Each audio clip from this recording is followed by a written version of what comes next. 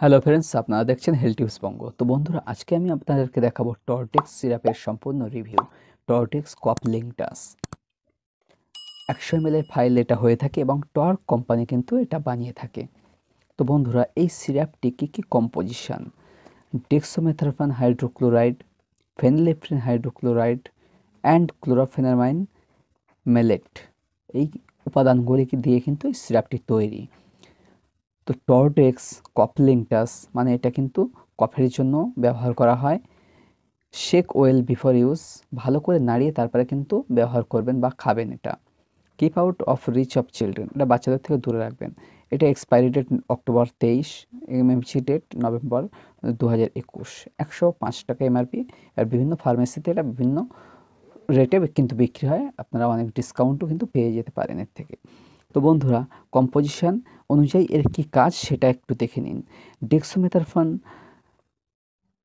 10 milligram থাকে এর মধ্যে, হাইড্রোক্লোরাইড ডেক্সোমেথারফান। এটা কি করে থাকে, আমাদের শরীরের যে কফ বা আমাদের যে কফ সেন্টার আছে ব্রেনে, সেখানে কিন্তু এটা খাওয়ার পর এই ডেক্সোমেথারফান সিগন্যাল পাঠায় কফ সেন্টারে, যেটা মেডুলার মধ্যে মেডুলায় থাকে।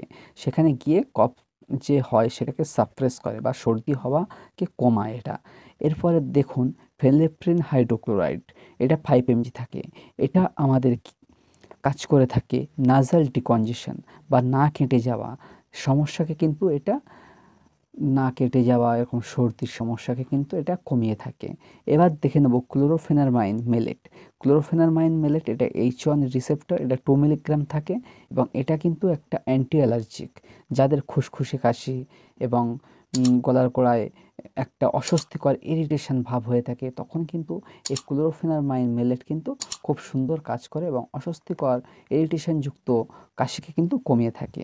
তো এই সিরাপটি আপনারা যে কোনো খুসখুসে কাশি এবং কফ উঠছে না সেই ধরনের কাশি এবং হুপিং কফ বা যেটা খুব একটা শব্দযুক্ত যে কাশিটা হয়ে থাকে খুব বেদনাদায়ক, সেই কাশিতেও কিন্তু আপনারা ব্যবহার করতে পারেন। এছাড়াও সর্দি, হালকা নাকতি, সর্দি, জলঝরা এবং সাইনোসাইটিসের সমস্যায়ও কিন্তু আপনারা এই কফ সিরাপটি ব্যবহার করতে পারেন। তো এই কফ সিরাপটি সাইড এফেক্ট কী হতে পারে? এই কফ সিরাপটি খেলে আপনার যদি চোখে ঝাপসা দেখা এবং গা বমি বমি বা ভাব অথবা পেট ফাঁপ দেওয়া, এছাড়া মাথা ঘোরা, একটা অস্বস্তি অ্যালার্জিক রিঅ্যাকশান, এইগুলি যদি হয়ে থাকে, এছাড়া মুখ শুকনো ভাব, এগুলো কিন্তু সাইড এফেক্ট হিসেবে হতেও পারে, কারো নাও হতে পারে। তো বন্ধুরা, এই সিরাপটি কাদের খেতে নেই? যারা করোনারি ব্রঙ্কাইটিসে ভুগছেন, যাদের হার্টের সমস্যা আছে এবং যারা ব্রেস্ট ফিডিং করাচ্ছেন বাচ্চাদের, তারা কিন্তু অবশ্যই, যারা ব্রেস্ট ফিডিং এবং প্রেগনেন্ট মায়েরা এটা কিন্তু খাওয়াতে পারেন। তো অবশ্যই ডাক্তারের পরামর্শ নিয়ে তবেই কিন্তু খাবেন আপনারা।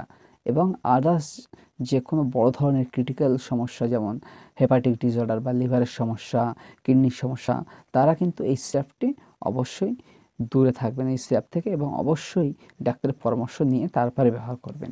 তো একটু দেখিয়ে রাখি সিরাপটি কীরকম দেখতে, একটু দেখুন বন্ধুরা। সিরাপটি কিন্তু খুব সুন্দর দেখতে এবং খেতেও খুব ভালো সুস্বাদু, সেগুলো এখানে লেখা আছে, দেখতে পাচ্ছেন। তো বন্ধুরা, এই সিরাপটির ডোজ একটু বলে রাখি। এই বড়দের জন্য, অ্যাডাল্টসদের জন্য এই ঢাকনি 2 ঢাকনি করে অথবা 10 ml করে আপনারা দিনে 3 থেকে 4 বার খেতে পারেন, আপনাদের রোগের সিভিয়ারিটি অনুযায়ী বা কাশির সিভিয়ারিটি অনুযায়ী।